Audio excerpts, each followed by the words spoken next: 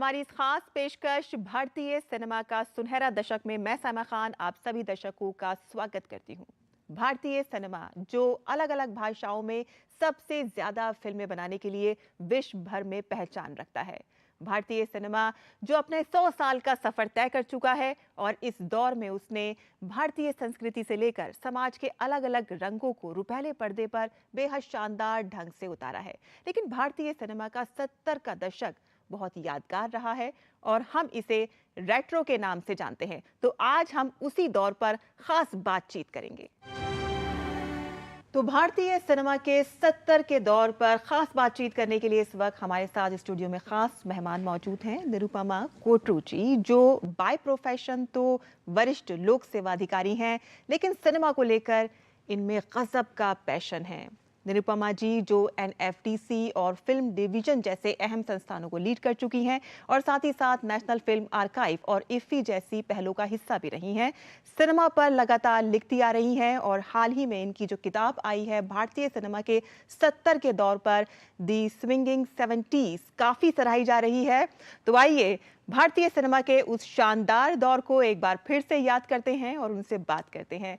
निरुपमा जी, दूरदर्शन पर आपका बहुत बहुत स्वागत है।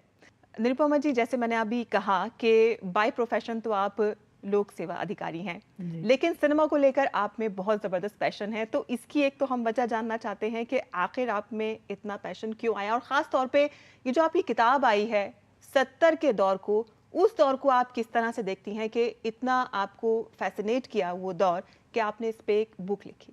जी, शुक्रिया साइमा, बहुत ही अहम सवाल आपने किया है और ये बुनियादी सवाल मैं कहूँगी इसको। तो 2012 से 15 में मेरी खुशकिस्मती थी कि मैं ministry of information and broadcasting में डायरेक्टर फिल्म्स अपॉइंट की गई थी। तो मेरे अंडर ये काफ़ी सारी संस्थाएं थी, जैसे एनएफडीसी है, नेशनल फिल्म आर्काइव है, और इफ़ी गोवा वो आयोजित करना, नेशनल फिल्म अवार्ड्स। तो ये सब करने के दौरान मेरा जो एक इनहेरेंट पैशन था वो उभर के आया ही, और जो फिल्म इंडस्ट्री के सारे लोग थे उनके साथ काम करने का मौका मिला।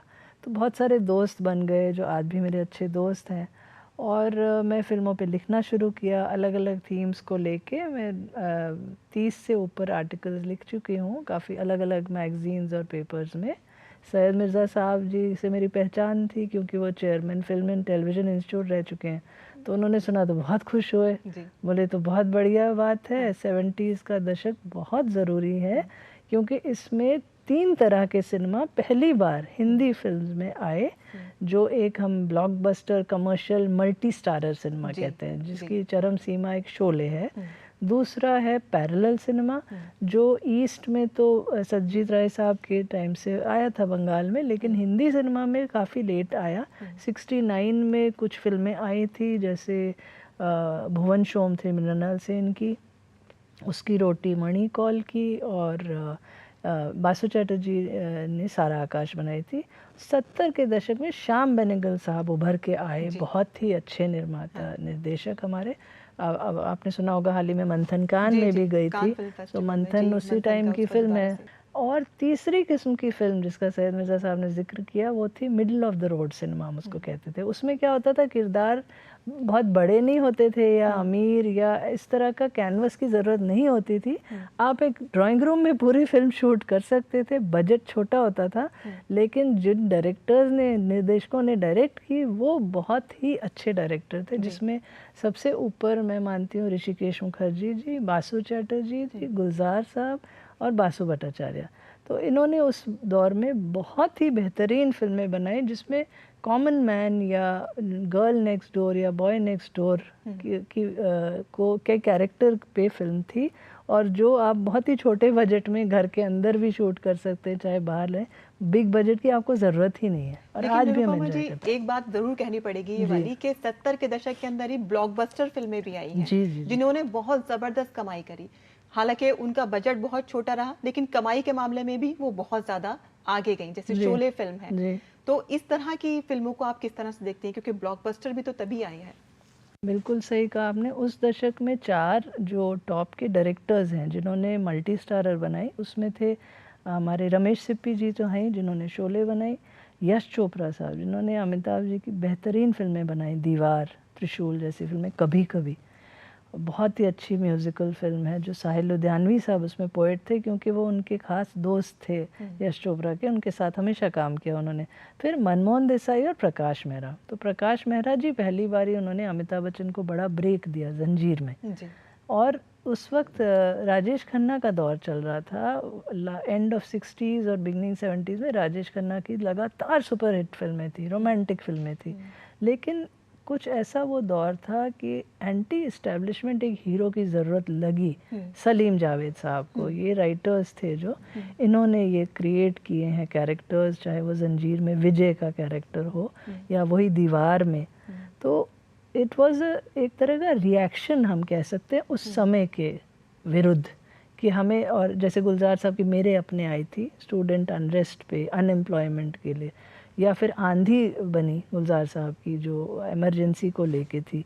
तो ब्लॉकबस्टर्स का दौर तो डेफिनेटली उस वक्त पकड़ा और अमिताभ बच्चन की वजह से मुझे लगता है एक तरह की सिम्बियोटिक रिलेशनशिप थी सलीम जावेद और अमिताभ बच्चन की। दोनों ने एक दूसरे के करियर में बहुत ज़्यादा अहम रोल प्ले किया, मगर ज़्यादा श्रेय मैं राइटर्स को देना चाहूँगी, जो अगर वो अच्छे राइटर नहीं होते तो अमिताभ बच्चन वो नहीं बन पाते जो वो बने उस दशक में। मनोज कुमार को लेकर भी रोटी कपड़ा और मकान जी, इस तरह जी, की शोर। फिल्में यहाँ पर आई, तो उन्होंने उस तरह के मुद्दों को भी उठाया जी, जी। और वो फिल्में भी बहुत ज्यादा पसंद की गई। हालांकि जी। उसके लेकर आप क्या कहेंगी? बिल्कुल, जैसे पूरब और पश्चिम और शोर, शोर जैसी फिल्म आप देखिए, उसमें मनोज कुमार इस तरह के डायरेक्टर बन के सामने आते हैं कि आप सोचेंगे तो कहेंगे कि इनका कैलिबर कितना हाई था। ये शोर की इतनी सेंसिटिव कहानी है। उनकी वाइफ जिस नंदा जी ने प्ले किया था, ये 3 लोग होते हैं, हस्बैंड, वाइफ और बेटा। तो वाइफ की डेथ हो जाती है ट्रैजिक, तो बेटा जो है वो बोलना बंद कर देता है और फिर एंड में मतलब पूरी जद्दोजहद बाप की ही रहती है कि किसी तरह मैं बेटे का इलाज कराऊं, और एंड में ऐसा होता है कि मनोज कुमार अपनी हियरिंग खो देते हैं। मतलब कितना सेंसिटिव, इतनी सेंसिटिव वो फिल्म है। अभी भी उसके गाने आप सुनेंगे ना, एक प्यार का नगमा है वगैरह, तो आपको रुला देंगे वो। और कोशिश जैसी फिल्म गुलजार साहब ने बनाई थी, again about mute and deaf couple, जो संजीव कुमार और जया भादुरी जी। तो आज भी इतना ज़्यादा आपको मूव करेगी ना वो स्टोरी, अगर आप देखेंगे कि वो कपल जो दोनों न बोल सकते हैं न सुन सकते हैं, उनकी लाइफ कैसी होगी। उनका बेटा नॉर्मल होता है और बेटे को बड़ी शर्म आती है कहने में कि मेरे माँ बाप इस तरह डिसेबल्ड हैं। तो इतनी सेंसिटिव फिल्में फर्स्ट टाइम ऐसी आई थी। तो आप कह सकते हैं कि यानी कि जो फिल्में थी वो कहीं ना कहीं आपको टच करती थी, छूती थी, आपको अपनी लाइफ के साथ जोड़ती थी और साथ ही साथ कुछ ना कुछ मोटिवेट भी करती थी। क्या इस तरह की कमी आपको अब महसूस होती है? जी बिल्कुल। जैसे फिर मैं फिल्म हिस्ट्री का थोड़ा सा जिक्र करना चाहूँगी। जैसे 50s का जो दौर था, आइडियलिज्म बहुत था। तो बिमल रॉय जी ने 2 बीघा ज़मीन बनाई, राज कपूर ने इतनी फिल्में बनाई, श्री 420, आवारा, आन, इस तरह की फिल्में। और तो इन फिल्मों में एक इन्फ्लुएंस था यूरोप का भी, न्यू रियलिज्म उसको कहते हैं। तो बहुत सारी रियलिस्टिक फिल्में बनी और उस वक्त के जो लिरिसिस्ट और राइटर्स थे वो बहुत ही ख्वाजा अहमद अब्बास जैसे थे, ये इनकी सेंसिबिलिटी बहुत ही हाई थी। कैफ़ी आज़मी साहब थे, साहिल लुधियानवी थे, रेवोल्यूशनरी पोइट जिनको मैं मानती हूँ, मजरूह साहब थे, बहुत बड़े शायर। और तो म्यूजिक डायरेक्टर्स भी वैसी सेंसिटिव, जो एस.डी. बर्मन जी आप देख लीजिए, प्यासा। आपने बात करी है, क्योंकि जिस तरह से कहा कि एक्सपेरिमेंट बहुत ज़्यादा हुए, म्यूजिक को लेकर भी बहुत ज़्यादा एक्सपेरिमेंट हुए, जिसमें आर.डी. बर्मन और किशोर कुमार बहुत ज़्यादा खास रहे हैं, जिन्होंने पूरी तरह से फिल्म इंडस्ट्री का जो म्यूजिक है उसको एकदम से चेंज किया। वो नई धुनें लेकर आए, नई आवाज़ लेकर आए, तो उसको आप किस तरह से? हाँ, तो मैं उसी पे आ रही थी। तो 50s में म्यूज़िक का हमेशा देखिए हमारे कल्चर पे भी बड़ा इम्पॉर्टेंट हिस्सा है म्यूज़िक। हमारे हर तरह के गाने होते हैं, बर्थ से लेकर डेथ तक। वो फिल्मों में क्यों नहीं आएगा? वो तो आएगा ही, मतलब हर मौके के लिए हमारे पास गाना है। तो 50s में जब एस.डी. बर्मन, सलील चौधरी, रोशन साहब, नौशाद साहब ने ज़बरदस्त म्यूज़िक दिया, उसके बाद 60s में एक रोमांटिक दौर चला। तो उस वक्त मजरूह साहब वगैरह ने, आर.डी. बर्मन की मुझे लगता है पहली बहुत बड़ी फिल्म थी तीसरी मंजिल, बहुत सुपर हिट हुआ उसका म्यूजिक, गाने बहुत अच्छे हैं, मोहम्मद रफ़ी साहब की बहुत ही बढ़िया। तो वो आर.डी. बर्मन की थी। 69 में प्यार का मौसम आई थी, एस.डी. बर्मन साहब की आराधना आई थी, जो राजेश खन्ना की फर्स्ट सुपरहिट फिल्म थी। आर डी बर्मन ऑलरेडी बहुत अच्छा म्यूज़िक दे रहे थे, मगर उन्हें वो रिकग्निशन नहीं मिल रहा था। जब 70s में जैसे ही कदम रखते हैं ना, तो 71 में आ गए हरे राम हरे कृष्णा। उसने लोगों को एकदम हिला दिया कि ये क्या है, और इस तरह का म्यूज़िक वो लाए, क्योंकि थीम ऐसा था। जो अच्छा म्यूज़िक डायरेक्टर होता है वो फिल्म के डायरेक्टर के साथ बैठ के सिटिंग में समझ लेता है ज़रूरत क्या है। वो फिल्म ही ऐसी थी, क्योंकि आपको दिखाना था हिप्पी कल्चर, जो ड्रग्स ले रहे हैं बच्चे, उनको डिस्करेज कैसे किया जाए। दम मारो दम जैसे जब गाने आए ना, तो सब लोग बोले यही क्या है, नया ही साउंड कुछ लेके आए। तो आर डी बहुत ही ओपन माइंडेड थे, वो बहुत सुनते थे अलग तरह का म्यूज़िक, चाहे वो कैलिप्सो बीट्स हो, अफ्रीकन म्यूज़िक हो, या स्पेनिश हो, और डांस हो, रंबा संबा, चाचा चा। अगर आप शालीमार को याद करें, पहला ही सीन उसमें 1 2 चाचा चा है। तो आर डी बर्मन ने बड़ी अच्छी टीम बनाई अपने इर्द गिर्द। तो उसमें भूपेंद्र जी भी थे, वो गिटार बजाते थे, मनोहर सिंह जी थे सैक्सोफोन बजाते थे, हरि प्रसाद चौरसिया फ्लूट, शिव कुमार शर्मा जो बाद में शिव हरि के नाम से प्रसिद्ध हुए। तो ये सब उनके दोस्त थे, और सब लोग बैठ के सिटिंग करके बड़े इनोवेटिव साउंड्स बनाते थे। जैसा आपने पता नहीं सुना होगा, अमर प्रेम जो उनका बहुत ही आउटस्टैंडिंग एल्बम है, जिसमें क्लासिकल म्यूज़िक भी है, फोक भी है, सब कुछ है। तो क्योंकि उनकी पकड़ फोक पे इसलिए थी क्योंकि एस डी बर्मन उनके बाप थे, और उनको तो सब जानते हैं, बाउल और भटियाली संगीत, उनकी पकड़ बहुत अच्छी थी, बहुत अच्छी फोक ट्यून्स बनाते थे। तो आर डी ने वो भी इनहेरिट किया अपने पिताजी से, लेकिन सेम टाइम वो वेस्टर्न, और सलील चौधरी जी का भी थोड़ा इन्फ्लुएंस आ गया। सलील चौधरी जी को मोज़ार्ट ऑफ दैट टाइम कहते हैं। ओपेरा टाइप का म्यूज़िक बड़ा अच्छा देते थे, जो आज ए.आर. रहमान के बारे में हम कहते हैं।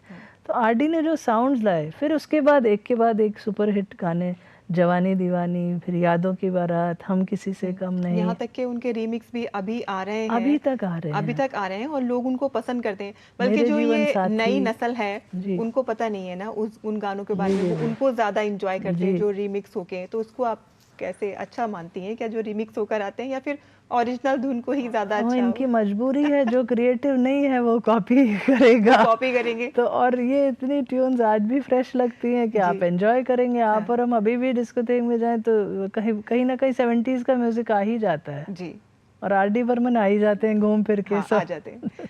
आपने हरे रामा हरे कृष्णा की बात की, जिसमें हरे रामा हरे कृष्णा में जो गाना था वो तो हिट हुआ ही है। आर डी बर्मन एक नई धुन लेकर आए, और आपने बताया जबरदस्त पॉपुलर हो गए।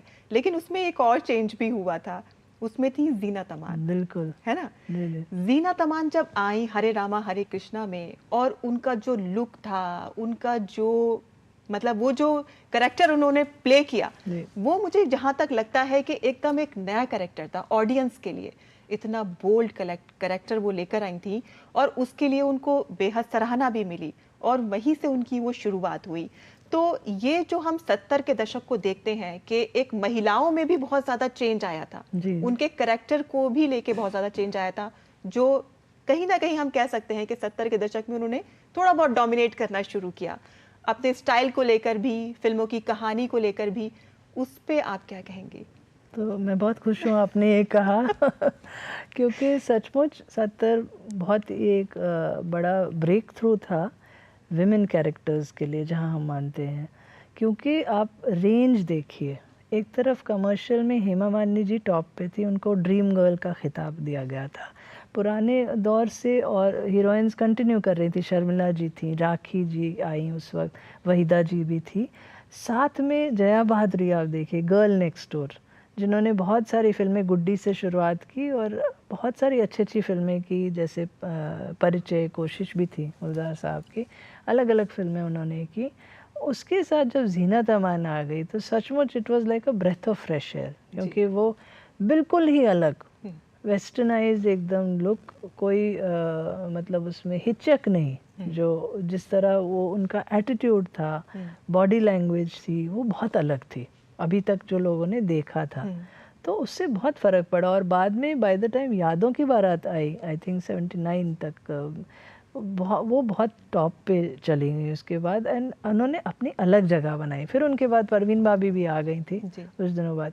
लेकिन ये रेंज जो हमें देखने को मिलती है ना, और ये middle of the road cinema जो मैं कहती हूँ, उसमें विद्या सिन्हा, जरीना वहाब जैसी हीरोइनें, अगेन सिंपल प्लेन, आप उनकी वेशभूषा देखिए, उस वक्त साड़ीज जो होती थी ना, जॉर्जेट और स्विस वॉइल और कॉटन, ये फर्स्ट टाइम आपको मिलेगा 70s में, क्योंकि working woman first time screen पे आने लगी रजनीगंधा जैसी फिल्मों में। मतलब कहानी को लेके भी उसमें चेंजेस आए, उसमें ज़्यादा डोमिनेटिंग वुमेन्स को दिखाया गया। जी, क्योंकि लिटरेचर से इंस्पायर होके, जो रजनीगंधा है यही सच है नाम की कहानी पे आधारित है, जो मन्नू भंडारी जी की है। She was one of the leading light, जिसको हम कहते हैं नई कहानी मूवमेंट की। उनके हस्बैंड जो थे राजेंद्र यादव, उनकी कहानी सारा आकाश पे बासु चैटर्जी पहले ही बना चुके थे। जब रजनीगंधा आई तो सबसे अच्छी मैं मानती हूँ, one of the women oriented पहली जो अबाउट वर्किंग वुमन है। तपस्या भी तभी आई थी, वो भी एक राखी जी उसमें हेड ऑफ़ द फैमिली होती हैं, और वो अपने ऊपर लेती है रिस्पॉन्सिबिलिटी अपने सारे भाई बहनों की। बोलती है मैं शादी नहीं करूँगी, मैं पहले अपने भाई बहनों को सेटल करूँगी, पहले मैं तब तक मैं काम करूँगी। तो इस तरह के कैरेक्टर्स जो पहले बंगाली सिनेमा में महानगर से शुरुआत हुई थी, सत्यजीत रे जी ने दिखाया था कि महानगर में एक औरत कैसे घर के बाहर पहली बार कदम रखती है, क्योंकि उसको कमाने की ज़रूरत है, उसको अपनी फैमिली इनकम जो है उसको सप्लीमेंट करने की ज़रूरत है।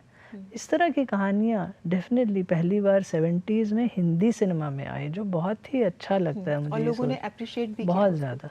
आप वो भी सोचिए ना, 70s में पहला कदम औरतों ने बाहर रखा इंडिया में काम करने के लिए, वर्किंग लेडीज सच में। क्योंकि फिल्म क्या होती है, फिल्म तो वही दिखाएगी ना जो सोसाइटी में हो रहा है। बिल्कुल बाहर से तो हम कुछ ऊट पटांग दिखाएंगे तो सब रिजेक्ट कर देंगे, तो आपको वो रियलिटी दिखानी पड़ेगी। रजनीगंधा की जो कहानी है इतनी उस वक्त रेलेवेंट थी, क्योंकि वो उस लड़की के ऊपर है जो काम कर रही है ऑफिस में, और उसे मौका मिल रहा है कि मैं दूसरे सिटी में काम करूं, तो उससे डिसाइड करना है कि मैं अपने फियांसी जो मेरा यहाँ है जहाँ मैं हूँ उसके साथ रहूं, कि बॉम्बे वापस वहाँ जाके काम करूं। नई नौकरी है लेकिन वहाँ उसको उसका पुराना बॉयफ्रेंड मिलता है। इस तरह की कहानी पहले नहीं आई थी, तो ये डायरेक्टर्स के ऊपर है। अब हम देख रहे हैं अनुभव सिन्हा थप्पड़ जब बनाते हैं तो एक टॉकिंग पॉइंट हो जाता है, हम सब लोग बात करते हैं कि देखिए पहली बार किस डायरेक्टर ने दिखाया कि सब उसमें ये एटलीस्ट एक कॉन्वर्सेशन पॉइंट होता है ना। हम सब बात करेंगे ये थप्पड़ ही मारा तो क्या हुआ,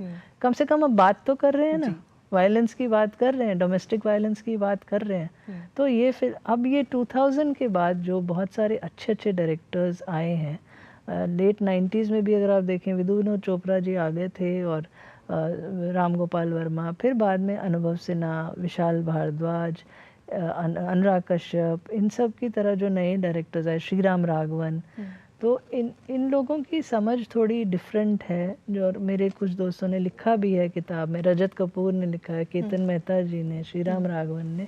तो अब कहीं जाके फिर से वो कोई हिचक नहीं है लोगों को कि विमेन कैरेक्टर्स पे फोकस किया जाए।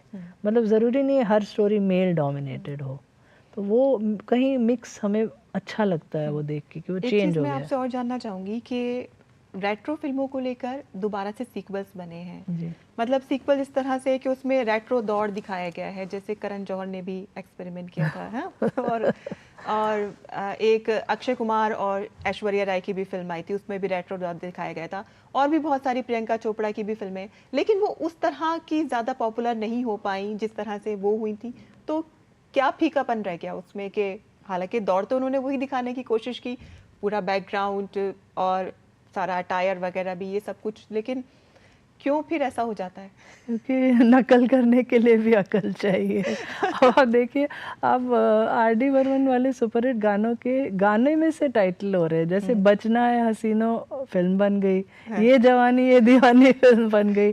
दोनों ही उस टाइम के बहुत ही पॉपुलर सॉन्ग्स हैं। तो कहीं कहीं तो फिल्में अच्छा डायरेक्टर हो, आई थिंक आयन मुखर्जी की थी ये दोनों, शायद ये जवानी दीवानी, तो कहीं कहीं अच्छी भी निकल आती है, मगर ज़रूरी नहीं है हर कॉपी अच्छी हो। अब आप फिर कहेंगे शोले दोबारा बनाओ, तो क्यों बनाना चाहते हैं आप? चुपके चुपके आनंद क्यों बना रहे हैं? जब एक परफेक्शन हो चुका है उसके साथ छेड़ क्यों कर रहे हैं आप? अपनी ओरिजिनल बनाइए ना, आज की स्टोरी बनाइए। सिनेमा को लेकर भी बहुत ज़्यादा चैलेंजेस अब आते जा रहे हैं, जैसे कि पुराने जैसे अभी हाल ही में एक मुद्दा उठा था कि डायलॉग्स को लेकर जैकी श्रॉफ ने कहा कि मेरा जो डायलॉग है भीड़ू वो कोई और यूज़ नहीं करेगा। फिर उसके बाद अनिल कपूर जी ने भी बोला कि भाई मेरा जो ये डायलॉग है झकास, उसको कोई यूज़ नहीं करेगा। क्या आइडेंटिटी के साथ डायलॉग्स रह सकता है या आगे भी इस्तेमाल किए जा सकते हैं? क्या सोचती हैं आप इस बारे में? मेरे ख्याल से एक तो एक नया प्रॉब्लम है क्योंकि हमारे यहाँ हर फिल्म एआई। के साथ या कोई सा भी कैरेक्टर हो जी, जी। उसके साथ कुछ ना कुछ जुड़ा है। ये जो डायलॉग बाजी है ना, ये भी 70s में ही शुरू हुई। एक तरह अगर आप देखेंगे, हाँ। अमजद खान गब्बर सिंह बने और उनके जो डायलॉग्स थे, कितने आदमी थे, होली कब है, आज भी मीम्स में आपको मिलेगा हाँ, होली कब है। हाँ। या कितने आदमी थे। जी, और दीवार के डायलॉग्स है, मेरे पास माँ है, उसके तो इतने मीम्स बनते हैं जी, आज भी। ये उस टाइम का एक अट्रैक्शन पॉइंट था जी। फिल्मों में। फिर बाद में ज़रूरत नहीं पड़ी, तो आपको ज़रूरी नहीं है हर डायलॉग ऐसा। और ये ना एक मेल, अल्फ़ा मेल जिसको हम कहते हैं, उनके साथ ज़्यादा जुड़ जाते हैं इस तरह के डायलॉग। जैसे अमिताभ बच्चन के वो सलीम जावेद जी ने जो डायलॉग दिए, आज खुश तो बहुत हो गए तुम, जी। तो वो डायलॉग एकदम आज भी लोगों को याद है दीवार का। या उन्होंने काला पत्थर में वो कहते हैं, pain is my destiny doctor, तो आज भी याद रहता है आपको। वो उनकी पर्सनालिटी को इतना निखारता है कि वो उनके साथ जुड़ जाता है। और तो ये ट्रेंड 70s का था। और मगर बाद में कुछ मे बी पर्सनालिटीज़ इतनी ज़बरदस्त नहीं थी हमारे हीरो हीरोइंस की, तो बहुत ज़्यादा लोग आइडेंटिफाई नहीं हो पाए। पर 70s में बड़ा स्ट्रॉन्ग ये आइडेंटिफिकेशन होता था। मुझे सुभाष घई साहब कह रहे थे, रंजीत के ऊपर एक डायलॉग था उनका विश्वनाथ में, हाँ। Once upon a blue moon, कभी कभी। रंजीत ने उनको कहा है कि आज भी आप सोचे 70s से मतलब 50 साल हो गए, आज भी लोग मुझे कहते हैं हमें तुम्हारा वही डायलॉग याद है, once upon a blue moon. तो मतलब उस वक्त शायद डायलॉग्स इतने पावरफुल थे कि जी। वो चिपक गए थे उनकी पर्सनैलिटीज़ पे। हाँ। लेकिन तो ये बहुत ज़्यादा अब ये नहीं होता दोबारा है। से इस्तेमाल करें या ना करें, आपकी क्या राय है? वो राइटर्स के ऊपर है और क्या चलता है और क्या वही वाली नहीं। आपकी बात है कि भाई कुछ अपना नया भी लेकर आओ, नया भी है लाइए, ना? हाँ। और एक चैलेंज और ज़्यादा फेस करना पड़ रहा है जब से एआई आया है। जी, जी। खास बात पे ये है कि आवाज़ को लेकर अभी हाल ही में खबर आई थी कि जी। उनकी आवाज़ की कॉपी करके उन्होंने चलाया, जिस पे उन्होंने मुकदमा भी करा। तो अमिताभ बच्चन है, अपनी आवाज़ के लिए बहुत ज़्यादा जाने जाते हैं। बिल्कुल। लेकिन अगर उन्हीं की आवाज़ को आप एआई करके लगाने लगेंगे, तो मतलब उनकी क्या क्रेडिबिलिटी ले जाएगी? तो ये भी एक बहुत बड़ा चैलेंज है। इसको आप किस तरह से देखते हैं? फ़िल्म इंडस्ट्री में जो ये चैलेंजेस फेस कर रहे हैं? मैं आर्टिफिशियल इंटेलिजेंस से बिल्कुल खुश नहीं हूँ। और मुझे लगता है ये एक लेज़ी तरीका है। आपको अब देखिए, जैसे स्टूडेंट्स ने ऐसे लिखना शुरू कर दिया एआई यूज़ करके, है ना? वो चैट जीपीटी जो भी होता है, उसमें जी। आप फीड कर दें टॉपिक, हाँ। 3-4 चीज़ें, वो आपको लिख देगा। फिर ह्यूमन ब्रेन ही नहीं यूज़ होगा, हमारी क्रिएटिविटी सारी ख़त्म हो जाएगी। अगर हम और फिल्म इंडस्ट्री इस रूट पे चला तो फिर तो ख़त्म ही हो जाएगा सब कुछ। अब ए.आर. रहमान जहाँ बैठ के मेहनत से, अगर इम्तियाज़ अली के साथ बैठ के रॉकस्टार और चमकीला जैसी फिल्मों के गाने बना रहे हैं, तो कुछ मेहनत करनी पड़ती है। ऐसे ही नहीं अच्छे गाने बनते, चाहे वो रॉकस्टार हो, हाईवे हो। कल को आप बोलेंगे ए.आर. रहमान को भी ऑटो मोड पे डाल दें और ट्यूनें उसकी पुरानी डाल दें और बोले इसमें से गाना निकालो, तो क्या रह जाएगा मज़ा? फिर आपको बहुत ही ख़राब क्वालिटी मिलेगी, उसमें कोई क्रिएटिविटी का नाम ही नहीं होगा। बस एक आपको स्टैम्प मिल जाएगा ए.आर. रहमान। अब लोग मोहम्मद रफ़ी जी को रिक्रिएट कर रहे हैं, किशोर कुमार को, क्यों कर रहे हो? मुझे तो बहुत तकलीफ़ होती है इस बात से कि आप ना करें तो बहुत बेहतर होगा, मेहरबानी करके ना छेड़े। आप नेशनल फिल्म आर्काइव के साथ भी जुड़ी जी, हैं, तो जी, फिर जी। ये कोशिश तो लगातार चल ही रही है कि जो जी, पुरानी जी। फिल्में हैं, उनको स्टोर करके रखा जाए, उनको महफूज़ करके रखा जी, जाए, जी, ताकि जी। आने वाली पीढ़ियों के लिए भी वो काम दें। जी, तो वो एक फॉर्मल आर्काइविंग तो होती है कि फ़िल्म को प्रिज़र्व करना, मगर फ़िल्मों के बारे में अगर हम बात नहीं करें, तो अगली जनरेशन को समझ नहीं आएगा कि उस तरह जो फ़िल्म में क्रेज़ होता था सिंगल स्क्रीन में देखने का और ब्लैक में टिकट खरीदने का, वो आजकल के बच्चों ने वो सब नहीं देखा है। तो इसलिए उन तक पहुँचाने का ये बहुत अच्छा ज़रिया है कि उस समय हमारे लिए फ़िल्में क्या होती थी। उस पार भी अच्छी खबरों का ये सफ़र जारी रखेंगे।